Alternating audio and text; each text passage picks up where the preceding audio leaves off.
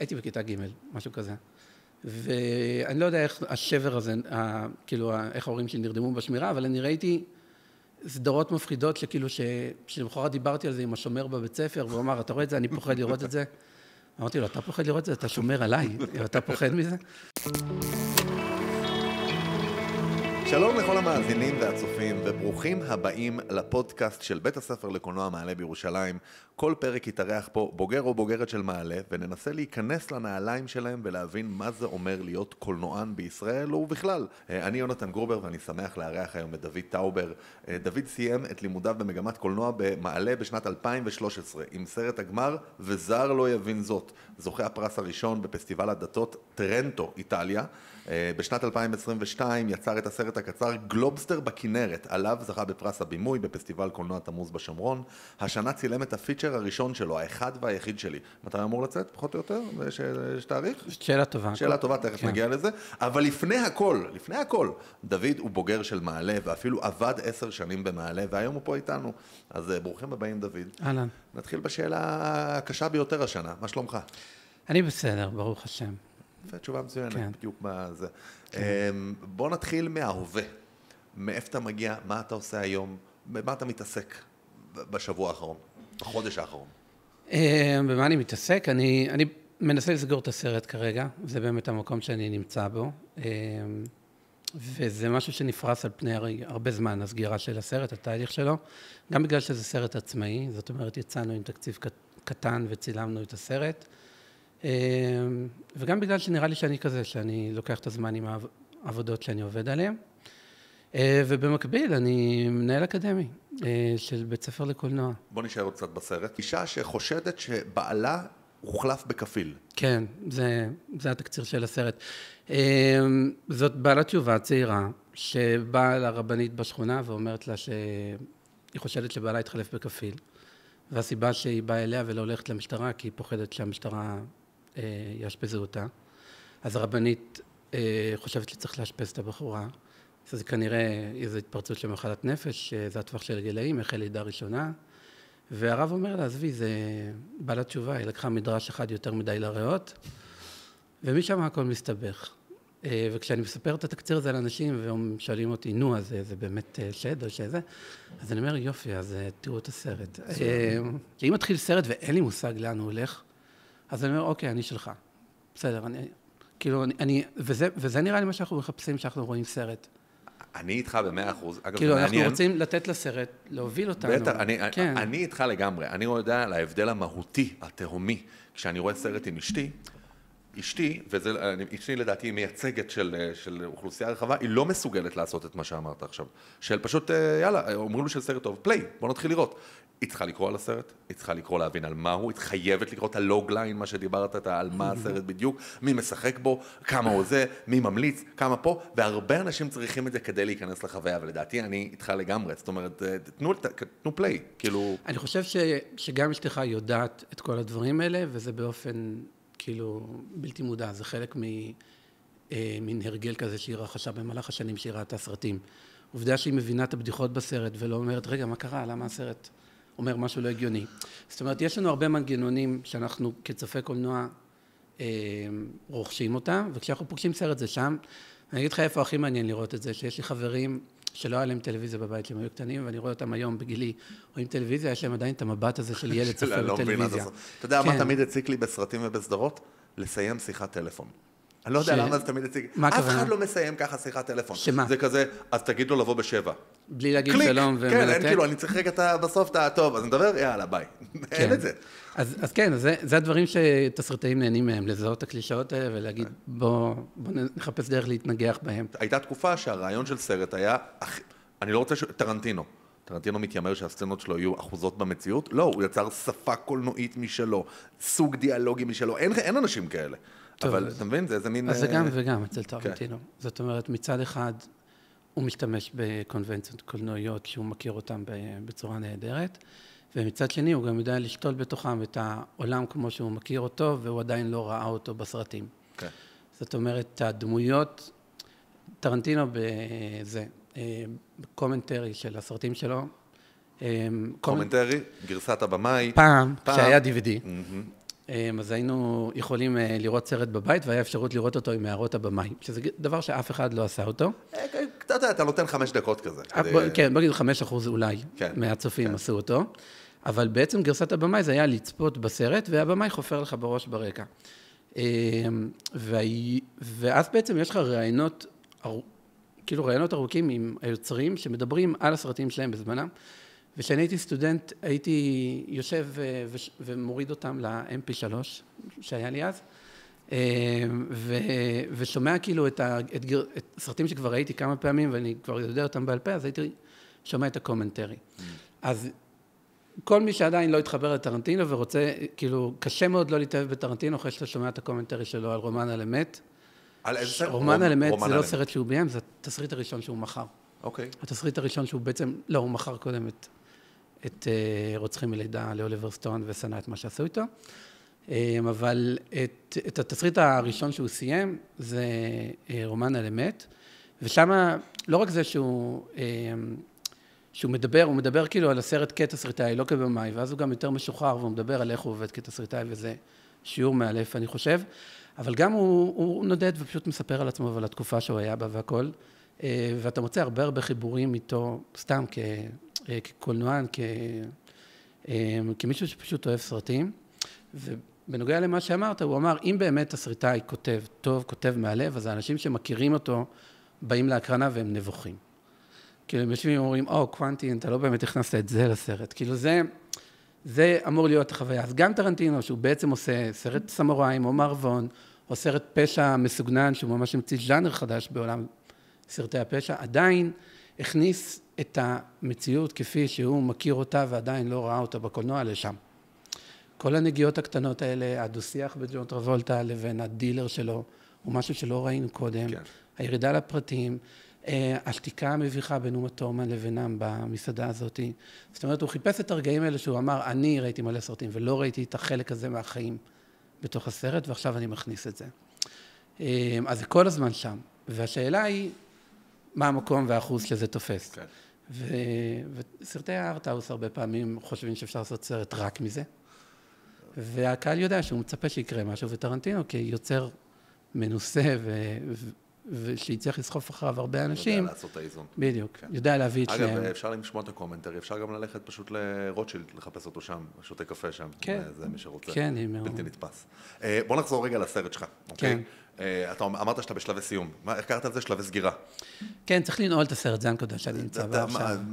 זה אירוע רגשי או אירוע טכני? גם וגם. גם טכני, כי צריך כאילו שהסרט יעבוד. זה אחד הדברים שאני אוהב כאילו בקולנוע שלומדים קולנוע, הרבה פעמים מדברים בעובד או לא עובד. זה לא מדעים מדויקים.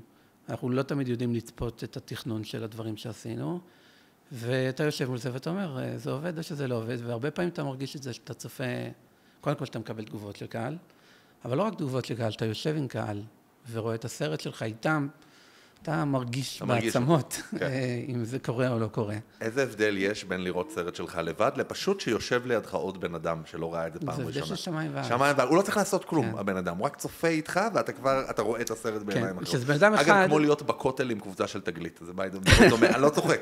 תלך, הייתי בכותל מלא פעם אחת ליוויתי קבוצה של תגלית, מצאתי את עצמי בוכה. אתה פתאום נכנס לעיניים שלהם ואתה צופה נכון, כי אתה חווה את זה מחדש בעיניים חדשות. יש לך עוד סרט קצר שעשית פעם שקוראים לו גלובסטר בכנרת. כן.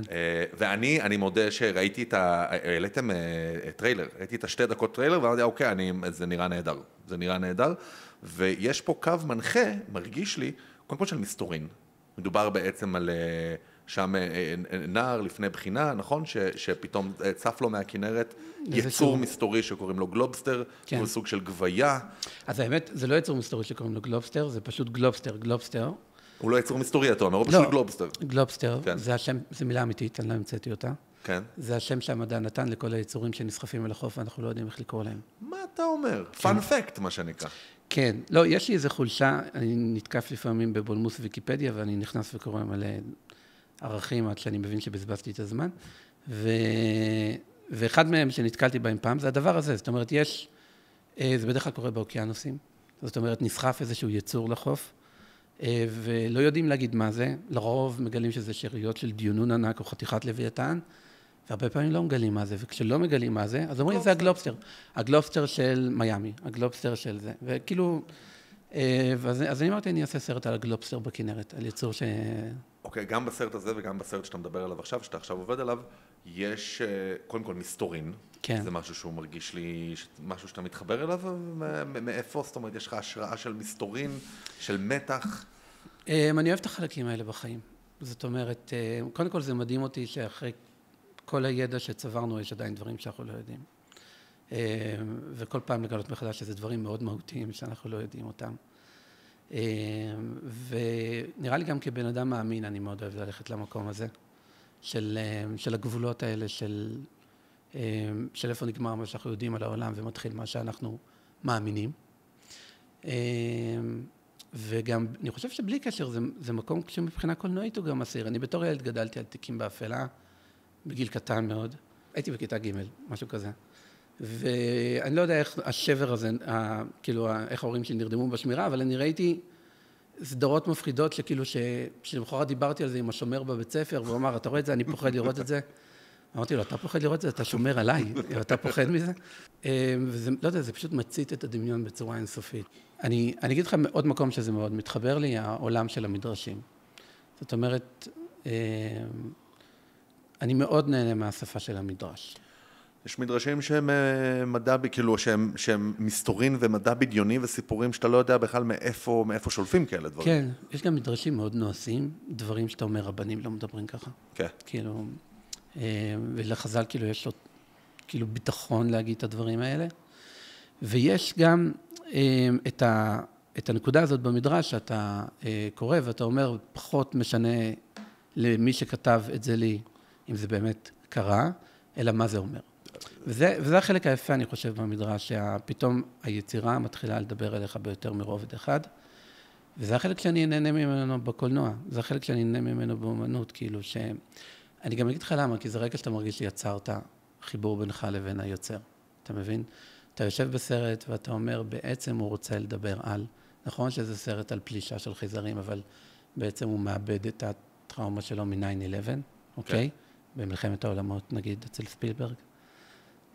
אז הרגע הזה הוא רגע שאתה אומר, בוא'נה, הוא הצליח להגיד לי משהו. עכשיו... באופן כללי אפשר להגיד שברגע שאתה רואה סרט מסתורין באופן כללי. חייזרים ויצורים וזה. זה לפי דעתי נמצא בכל הקולנוע. זה לא רק בז'אנר המסתורין. לא, בוודאי, אבל אני אומר ספציפית במסתורין, כי אתה אומר, הסרט הוא לא באמת על המסתורין. זה אפשר להגיד כמעט בכל סרט מסתורין. אני אגיד לך, כי סרט מסתורין הוא מאוד אומר דרשני. כמו שמדרש הוא מוזר ואין כתוב אלא אומר דרשני, אז כאילו יש משהו בסרט הזה שמאוד מתנהג ככה. הייתי פעם בשיעור והרב הסביר את זה. אני חושב שזה, ראיתי שיעור של הרב שרקי והוא מסביר איזשהו מדרש ומה זה מתכוון, וכאילו דברים מאוד מאוד עמוקים למדרש מאוד מאוד הזוי וסתום. ואז אחד התלמידים שואל אותו, אז למה חז"ל לא פשוט אמרו את זה? כאילו למה הם אמרו את המדרש? הוא אומר, מי זה מעניין? מי היה מקשיב לזה? כל היופי של המדרש זה שאנחנו אומרים, בוא תשמע סיפור טוב. זה מרגיש, אני מדבר פה קצת פילוסופיה, אבל שכאילו אנחנו חווים על חוויית החיים שלנו, היא לא באמת אפשר לתמצת אותה במילים. זאת אומרת, הרגשות שלנו, אנחנו מנסים להמציא להם מילים, אין התאמה בין הרגשות למילים שיש לנו כדי לבטא אותם. אנחנו כל הזמן מנסים שהשפה תהיה יותר עשירה והכל, ואז מצאנו מוזיקה, אז בואו נעשה מוזיקה שבכלל תתאר רגשות, זה בכלל לא שפה. ואז פה, ויש משהו בקולנוע, שהוא כאילו פתאום, אוקיי, כמו שאמרת, בואו בכלל נלך רחוק מהמילים הרגילות שאנחנו מתעסקים בהם על מה זה אהבה ומה זה חיים. בואו בכלל נדבר על חייזרים, ודרך שם ננסה להביא אותך, לתאר לך את התחושות, או לגרום לך לחזור, להתחבר לתחושות שאי אפשר באמת להגדיר אותם במילים. כן. סלח לי על ה... לא, אני להפך, אני אמשיך אותך. תמשיך אותך. אמרת מילים ואמרת מוזיקה, ואמרת אולי גם ציור, והיופי בקולנוע שהוא מערב את כל, שהוא בנוי מכל האלמנטים האלה. זאת אומרת, במשך הרבה שנים הקולנוע עמד בראש הפירמידה של יצירות האומנות. זאת אומרת, אם תלך 100 שנה ומשהו אחורה, אז יש את הבלט, ותלך עוד שנים אחורה, אז האומנות הפלסטית, ולפני זה פסלים או זה. וכאילו, תחום האומנות הגיע לנקודה שהוא הצליח לשלב בתוכו את כל האלמנטים לכדי יצירה אחת. ואנשים שואלים האם קרנו של הקולנוע יורד, אבל גם אם הקולנוע, כמו שאנחנו מכירים אותו, הולך ונעלם, האומנות האודיו-ויזואלית, זאת אומרת, לספר סיפור דרך אמצעים אודיו-ויזואליים. זה הכי חזק בעולם היום. זה הולך להישאר. זה הולך להישאר, בין אם זה יהיה בנטפליקס, בין אם זה יהיה בטיקטוק. בטיקטוק, כן. כן, אבל זה הולך להישאר, כי כמו שאמרת, אנחנו מחפשים דרך חדשה לבטא את מה שאנחנו מרגישים שהמילים הקיימות שיש לנו, הן כבר כלים שבורים או שחוקים. בואו נחזור שנייה, נתקרקע לכיוון הסרט. אמרנו שאתה נועל את הסרט, אתה סוגר את הסרט. בפועל, טכנית, מה זה אומר? מה זה אומר בפועל לנעול את הסרט? כן, מה זה אומר לנעול סרט? להחליט שזהו, זה הסרט וזה מה שהקהל יראה. הסרט נמצא בשלבים האחרונים של עריכה. כל סרט, כשהוא מגיע לסיום שלו, עובר תהליך טכני של גימור, של מיקס ואונליין, של תיקוני תמונה ותיקוני צבע. אפקטים ויזואליים האחרונים, שזה מוזיקה מקורית שמלחינים לפי הקאט, לפי העריכה הסופית, וכדי להגיע לזה צריך לנעול את הסרט, צריך להחליט, אוקיי, זה הפיין קאט, זה העריכה הסופית. השלב הבא זה שהסרט יפגש קהל. זאת אומרת, ברגע שננעל את הסרט ונעשה את כל התהליך שאמרתי, אז השלב הבא זה שהסרט יצטרך לפגוש קהל, ואני לומד את השלב הזה עדיין. אני אסביר לך משהו. אין חברת הפקה גדולה שעומדת מאחורי. בדרך כלל, במאי נקשר למפיק, אוקיי? ומפיק הוא האדם המנוסה שכבר עשה הרבה מאוד סרטים, והוא כבר יודע איך עושים את זה ועשה את המסלול הזה הרבה פעמים, והבמאי ביחד איתו, כאילו, והמפיק לוקח את הצעד הזה בעשייה מהידיים שלו ועובר איתו עליו. צעד העסקי. כן, הוא גם מעשי, אם אתה רוצה, המילה מפיק היא מהמילה בארמית לאפוקי, להוציא מן הכוח אל הפועל. יפה. אוקיי? זאת אומרת, המפיק הוא זה שצריך לגרום לכל הדברים שכתובים בתכנון להתקיים. אני, לעומת זאת, ניסיתי במשך הרבה שנים לגייס תקציב לסרט, ולא הצלחתי. אני סיימתי את הלימודים לפני 2013, לפני 11 שנה. וסיימתי אותה עם סרט הגמר שהיא זכה במקום הראשון, והיה בפסטיבלים, וכל מיני דברים, ויצאתי, אני חושב שגם בית ספר מחנך אותך שאתה יוצא עכשיו, ואתה מצפה שמתישהו איזה מפיק עם כיסים עמוקים יבוא ויניח יד על הכתב ויגיד, אתה מוכשר, כן, אתה מוכשר, את כל הכסף שעבדתי קשה מאוד במשך שנים, בשביל להרוויח, אני אבזבז עליך. אשקיע בך, חשוב להגיד. כן. וזה לא תמיד, עכשיו, יש מקרים כאלה, אגב. יש מקרים כאלה, זאת אומרת, אתה גם שומע את הסיפורים האלה, ומאוד, כן.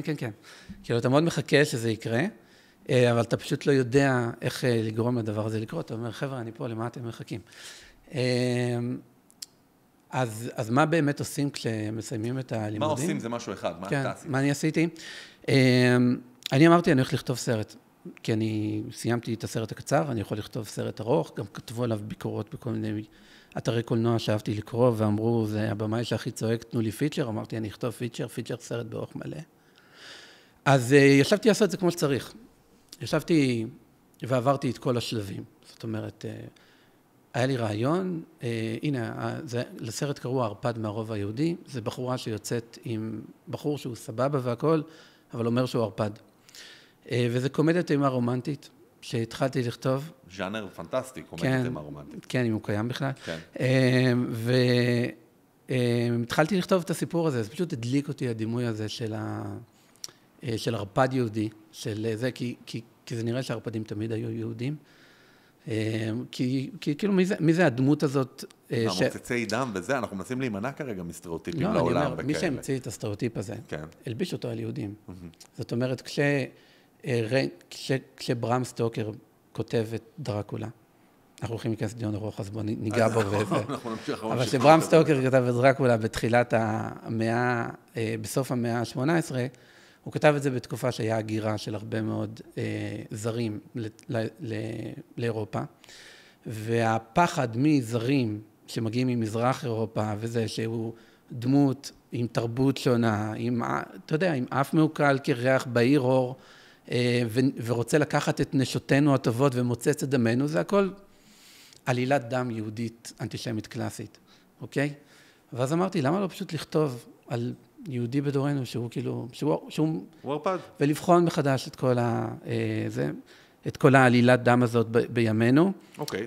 והתחלתי לכתוב את זה, וכתבתי את זה כמו שצריך, זאת אומרת, לקחתי טבלה, חילקתי אותה ל3 מערכות, התחלתי לחשוב רעיונות, סידרתי אותם בתוך הטבלה, התחלתי לכתוב תקצירים, התחלתי להגיש לקרנות, אפילו הצלחתי לקבל פיתוח מקרן הקולנוע הישראלי, שזה היה ממש כיף וממש מפתיע, והאמת קיבלתי את הפיתוח כבר שהיה לי חצי סרט כתוב. תעשה לי סדר, נגיד אתה מגיש רעיון לקרן פיתוח, אז הם נותנים לך כסף רק עבור עבודת הכתיבה?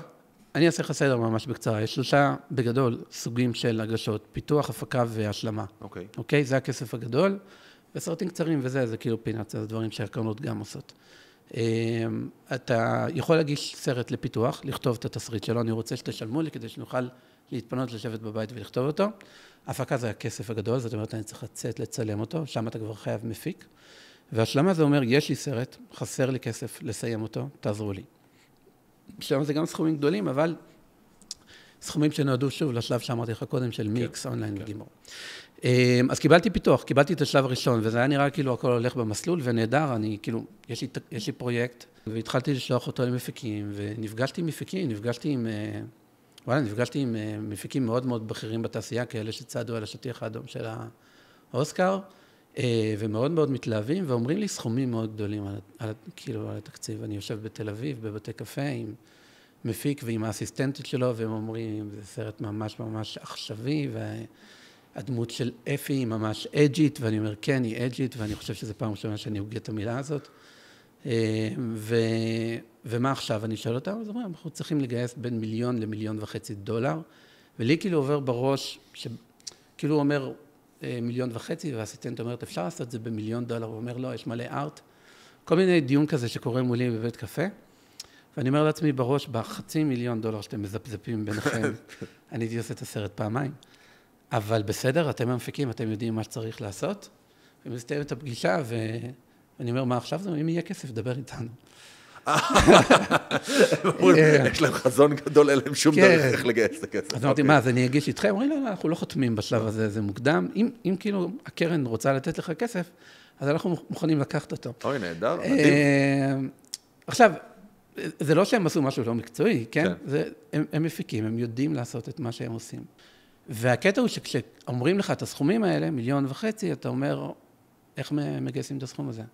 אז אומרת, תראה, צריך 2 קרנות, וצריך קופרודוקציה, וצריך גוף שידור, וזה וזה וזה. ואני שומע את כל מגדל הקלפים הזה, ואני אומר, משהו הולך ליפול.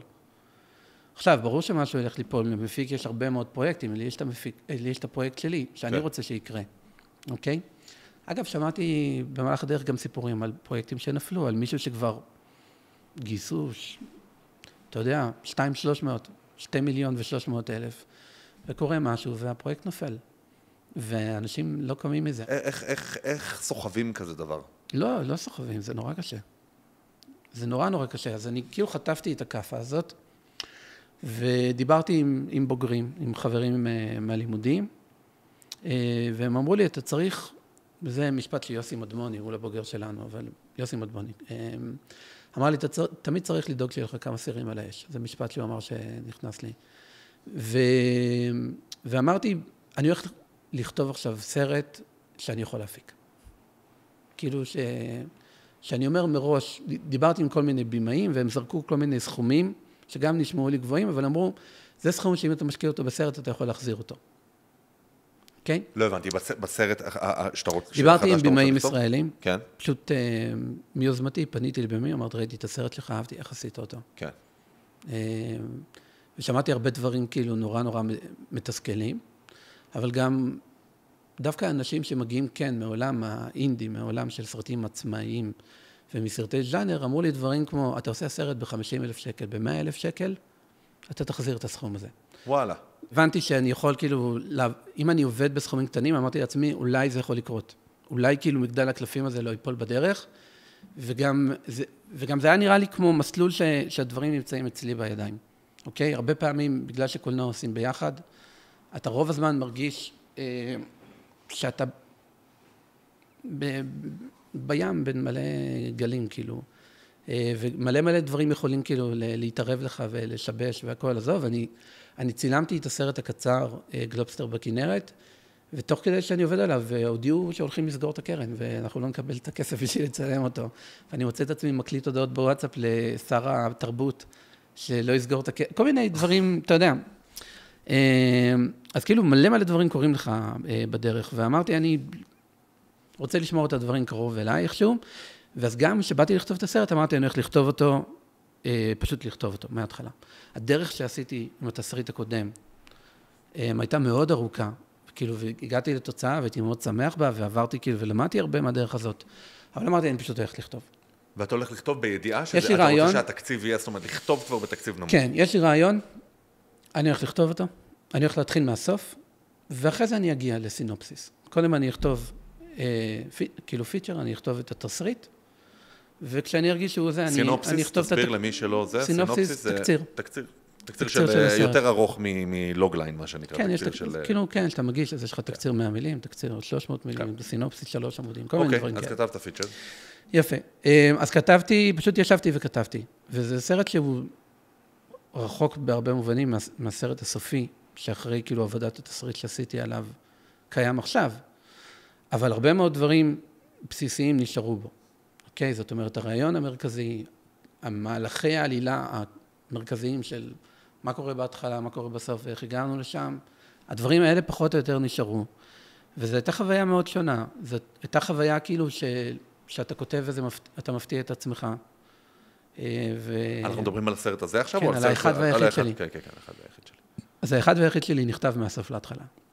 האחד והיחיד שלי נכתב ממקום של אני הולך לכתוב סרט מהר. בסוף זה לא היה מהר, לקח לי כאילו, ברגע הגעתי לדראפט ראשון מהר.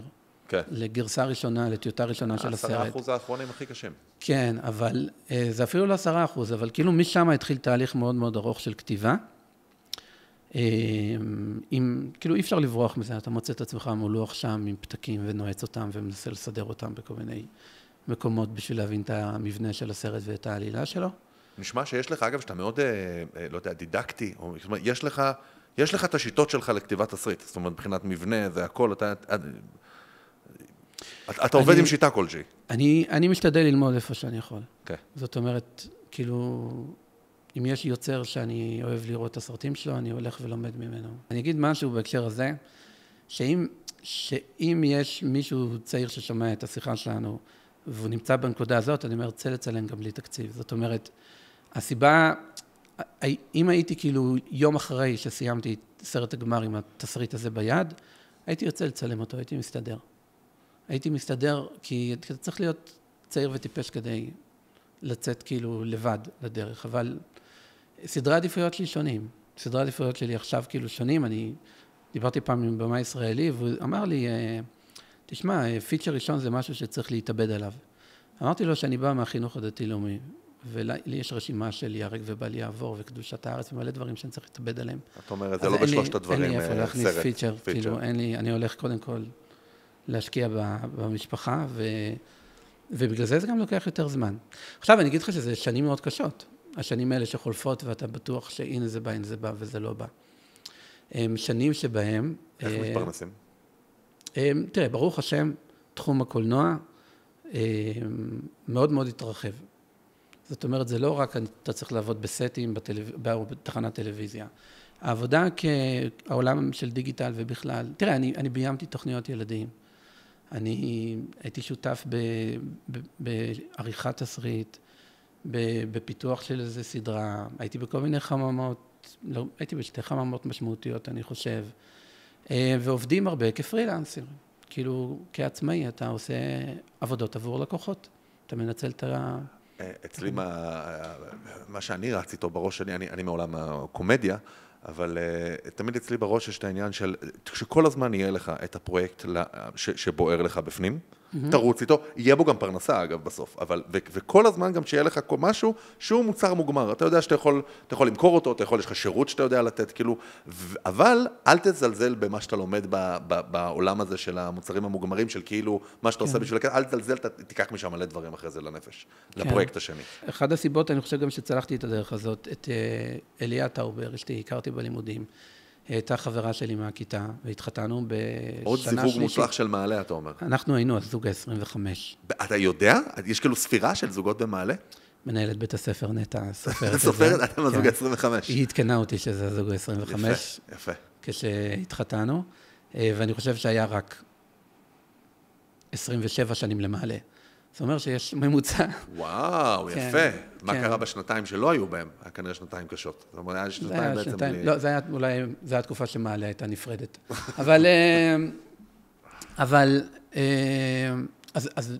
אתם, אגב, היום אתם עובדים ביחד? כן. שניכם עובדים על הפיצ'ר? אליה הפיקה את הפיצ'ר. אוקיי. אליה היא המפיקה, כאילו, אליה המפיקה של הסרט, ואנחנו עובדים ביחד. והכל קורה אצלנו בבית, וזה גם, אתה יודע, זה סרט קטן, אז במהלך הלילה, אני בלילה של צילומים עם זוהר שטראוס, ובחמש בבוקר... זוהר שטראוס הוא השחקן? הוא אחד השחקנים בסרט, ובבוקר אני יושב עם הבן שלי בין חודשיים, בין 3 חודשים, ומאכיל אותו בזמן שמקפלים את הסט, כשהוא ישן בעגלה בלה. אז גם דברים מופרעים כאלה קורים כשאתה נשוי למפיקה. באופן כללי אתה ממליץ לעבוד עם... תראה, ג'יימס קמרון עשה את זה, התחתן עם המפיקה, נולן עשה את זה, התחתן עם המפיקה. נראה לי שהם אנשים עם קריירה מוצלחת, אפשר כאילו לקחת את ההצעה הזאת, כל מי שמתלבט. זה שהקריירה מוצלחת זה משהו אחד, אנחנו לא יודעים מה קורה בזוגיות. ג'יימס קמרון התגרש מאותה מפיקה, והיא הפכה להיות בימאית בעצמה, קתרין ביגלו, ועבר ביניהם הרבה, אז אולי זה לא מומלץ לכולם. אני צריך שיהיה לי אפליקציה שלך בפלאפון של צ'אט GPT קולנוע. כן? אתה יודע, לשלוח דברים וזה, מיד ספק לי את כל המידע. אני אגיד לך משהו, אני זוכר, זאת אומרת, סרטים שאני רואה, אני זוכר אותם, ומידע שאני שומע על קולנוע הזה, וזה התחום היחיד, אני חושב שזה קורה לי בו. כי אם כאילו, לא יודע, אם את הגמרא שלמדתי הייתי זוכר כמו את הסרטים שראיתי, נראה לי... אז לא היית פה, היית רב גדול, בטח. אז אני תמיד אהבתי קולנוע, וזה נכנס אצלי איפשהו. לא יודע. בוא נדבר עוד קצת על לימודים במעלה. עברו כמה שנים מאז. ומה שאני אוהב לשאול בוגרים, זה מה הזיכרונות שנשארו בהם, שהם לא ציפו שישארו בהם. זאת אומרת, אנחנו חיים את החיים, ואנחנו לא יודעים מה אנחנו באמת נזכור, אבל בסוף עוברים שנים, ואנחנו פתאום יש רגעים כאלה שאנחנו זוכרים, שהם נצרבים אצלנו. האם יש לך איזה רגע שאתה חוזר אליו? אז נגיד, אורנה לוי היא מרצה שהשיעורים שלה, כשהיינו בשנה הראשונה בבית ספר למעלה, והגענו כיתה של 24 תלמידים, והרגשתי שכאילו היינו 24 תלמידים, 6 בנים וכל השאר בנות שצעירות מאיתנו, וכשמישהו הגיש תרגיל אז מחאו כפיים, והרגשתי שאני באולפנה. אז לכיתה הזאת נכנסה אורנה לוי, שמבחינה תרבותית היא הייתה רחוקה מאיתנו כמה שרחוק יכול להיות, והפער הזה תמיד הצית חוויות שמלוות אותי עד היום.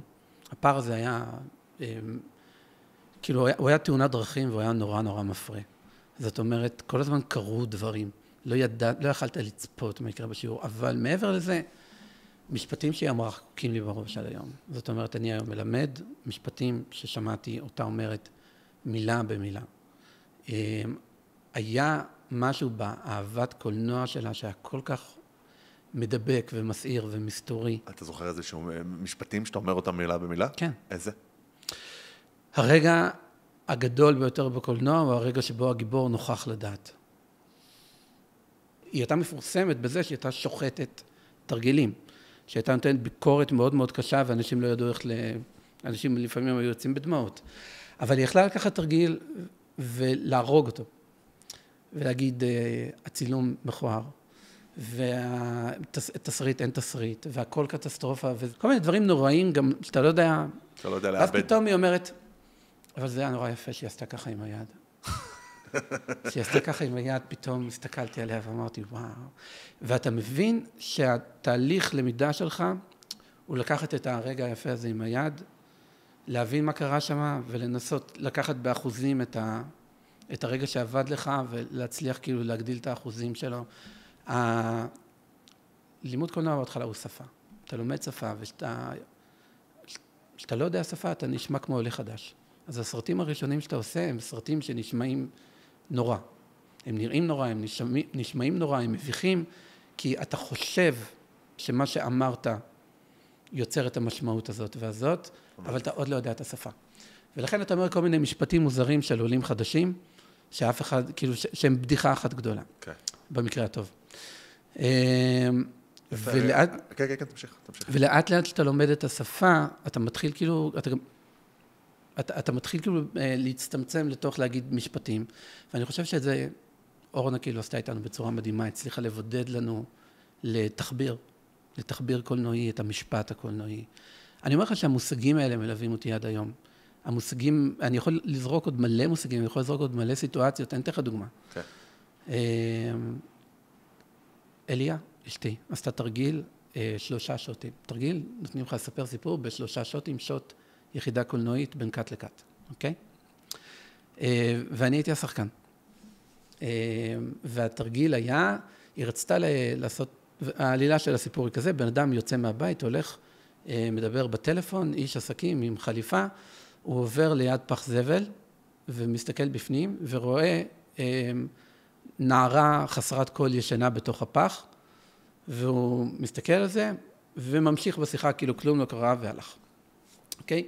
וזה הסיפור כאילו שאליה רצה לדבר על הניתוק שיש בין המעמדות, משהו חברתי, גבר שמצליח כאילו ממשיך בחיים שלו בלי זה.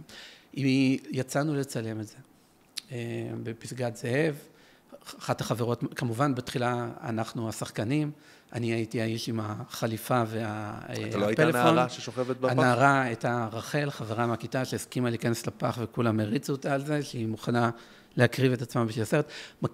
ישבנו כאילו 3 שוטים, עורכים אותה בחדרך, מקרינים את זה בכיתה, אורנה רואה את התרגיל והיא עפה על התרגיל הזה, היא מאוהבת בו, אני אומר לעצמי בראש, כן, כאילו סרט על מעמדות, זה מדבר לאורנה, והיא אומרת, הגבר הישראלי צועד בבטחה ברחוב, הוא עובר ליד פח, שום דבר לא יכול לגעת בו, והוא מסתכל לתוך הפח, ומה נמצא בתוך הפח? הפנטזיה המינית שלו. והוא ממשיך, והוא מנסה להמשיך כאילו זה לא קרה. ובאותו רגע כאילו נוצר פיצוץ בכיתה, מה פתאום? זה לא מה שקרה בסרט. הוא אומרת, אתם לא ראיתם את זה. אני ראיתי, אתם לא ראיתם את זה, כי אתם לא... ואז כאילו מתחיל דיון שלם. וזה דיון שנשאר איתך, כי אתה מבין... עכשיו, היא מתחילה להסביר את עצמה, ואתה אומר, הייתי מאמינה לכם, אם זה היה משהו חברתי, אם הייתם מלהקים כזאת וכזאת לשים בתוך הפח, או הייתם מלהקים מישהו אחר כזה, אם הפנים שלה היו מושחמות. אני הסתכלתי בתוך הפח וראיתי את רחל, ואני אומרת לכם, זה... בעצם זה היה נראה כמו מישהי שרואים שהיא לא גרה בתוך פח. יפה מאוד. אז כאילו הכשל הבסיסי של סטודנט לקולנוע בתחילת הדרך, להבין את העיצוב של ההלבשה והאיפור, אוקיי? שזה דברים שכאילו נראים לך מתקדמים, שאתה עושה תרגיל ראשון. אבל כמה הם יכולים לשנות מהותית כאילו את כל המשמעות של הסרט. עכשיו, ברור שזה גם שידוך של אורנה והחומרים האלה, וזה הדבר הראשון שקופץ לה. אבל אלה לגמרי דבר, אלה הטעויות שאתה לומד מהם הכי הרבה. כאילו, היכולת להסתכל על פריים, ולהבין שהדברים שאתה חושב שהוא אומר, יכולים לומר עוד כל כך הרבה דברים, כל כך הרבה אנשים, והרצון כאילו, לא יודע, לדייק את מה שאמרת. אמן. וואו, תשמע, היה לי מרתק בכל היבט. אנחנו נסיים עם משהו אחרון, שקוראים לו השאלון מהבטן, שהוא 90 שניות, שבו אני זורק לך כל מיני דברים, ואתה אומר מה שעולה לך בראש מהדבר הזה, אוקיי? אוקיי, בסדר. הנה, אסוציאטיבי כזה, אתה יכול לדבר קצר, אתה יכול לדבר ארוך, זה ייגמר תוך 90 שניות, איך שלא תעשה את זה, נשתדל להיות עדין. תפעיל אותם. בסדר גמור. שאלון מהבטן, דוד טאובר, שיהיה לנו בהצלחה קולנוע. אני אוהב קולנוע. סרט טוב או סרט ש? שאתה חושב עליו כמה ימים אחרי. גילטי פלז'ר? דיוויד לינץ'. זה היה גילטי פלז'ר. כסף? בעזרת השם. פרסום? אם צריך. ביקורת? אני אוהב לקרוא. שחקן שנהנית לעבוד איתו? דוד לזרוביץ'. דוד לזרוביץ'. אלוהים? כן, בבקשה. כן, בבקשה, more please. הוליווד? מה? הוליווד. מעבר לים. AI? מעניין. בעוד 10 שנים? אני אהיה בן 50. עובדה נכונה. מצחיק אותי? לא עולה לי משהו מיד. סדרת מופת? תיקים באפלה. סרט מופת? מגנוליה. כללה אהובה? מירדה. במאי טוב ובמאי ש? לא יודע, שמעניין לפגוש אותו. טיק טוק? אין לי. טוויטר? גם אין לי. חלום מקצועי? לעשות סרטים, אני חושב. לפני השינה? אני רואה סרט. ועם זה אנחנו נסיים. 90 שניות בדיוק. דוד טאובר, היה לי העונג לדבר איתך. תודה, גם לי היה כיף. אני אפנה אליך כשיהיה לי שאלות, בכל תחום, בכל נושא שבעולם. תודה.